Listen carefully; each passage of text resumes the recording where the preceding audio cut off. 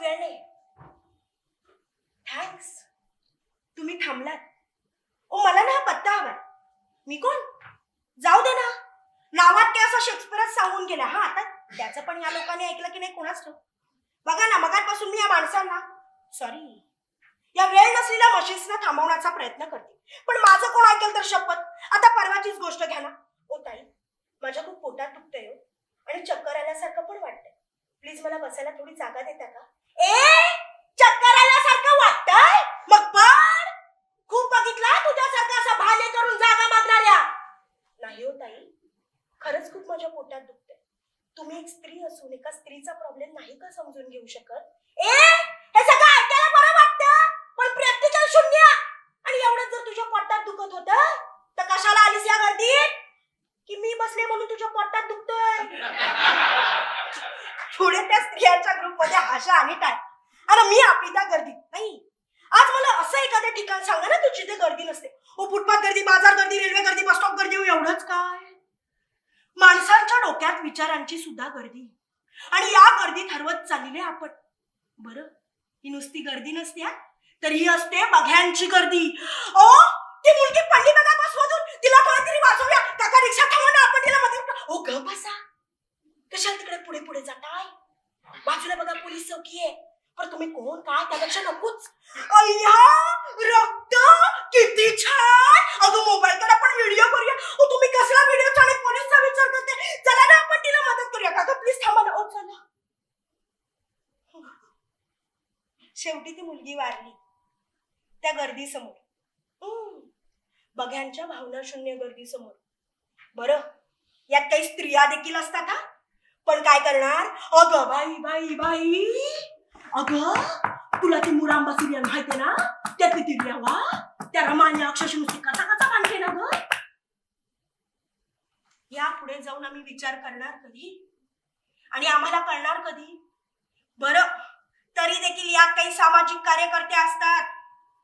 मोर्चे आणि आंदोलन घेऊन स्त्रियांना न्याय मिळालाच पाहिजे, नारी मुक्ती जिंदाबाद, मंदिर प्रवेश झालाच पाहिजे. नाही म्हणजे हे आंदोलन कसं आम्ही सामान्य स्त्रीला डोळ्यासमोर उभं ठेवूनच केलंय.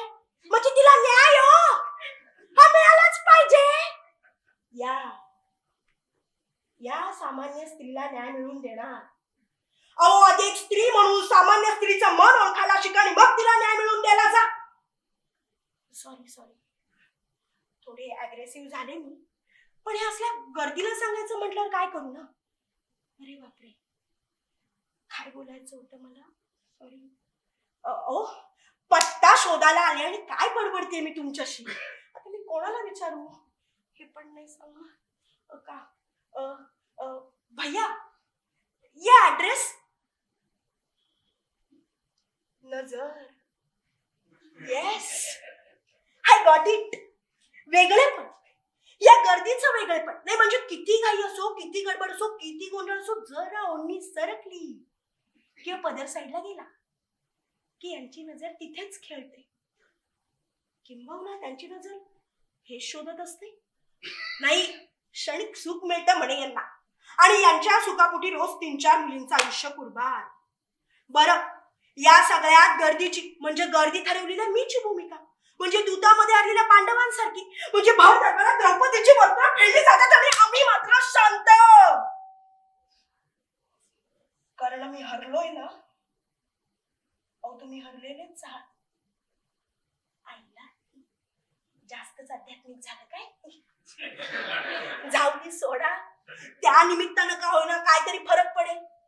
झालं परत बडबड. कोणाला जाऊ, कोणाला विचारू पत्ता? प्लीज जरा बघत पण नाही येते काकी. कुठे जाऊ आता? Uncle please, uncle excuse me, ये ऍड्रेस तो. क्या वेळ नाही सांगते हो, मी केव्हापासून इथे मतलब खडी आहे ना. वेळ नाही सांगणारा कॅन्डी क्रश खेळत गेला. 354 लेवल. ओ गेमची म्हणते मी, नाहीतर तुमच्यात नसलेल्या गोष्टी शोधत राहा. परत बडबड करत बसले. आता कोण? काका प्लीज हा पत्ता सांगता. कोण सांगेल? ताई हा मी कोण? ओ काका मला पत्ता. काय म्हणालात? मी कोण? अहो मी अंजली बनसोडे, घाटकोपर, प्रशांत नगर. बसमधून पडलेली 15 वर्षाची मुलगी. अजिबात डोक्याला ताणबीण देऊ नका, नाही आठवणार तुम्हाला. पेपरात फार मोठी बातमी नव्हती, पण एक कोपरा माझ्या बातमीने हक्काने भरलेला. इथे इथे लागलं होतं. खूप रक्त आलं होतं, पण रस्त्याच्या बाजूला पण दिलं नाही हो कोणी. आज पण इथेच आहे, या रस्त्याच्या मध्यभागी. माणूस शोधतीये मी, मन असलेला, भावना असलेला. तुम्हाला सापडला तर नक्की सांगा. या गर्दीत हरवलेला माणूस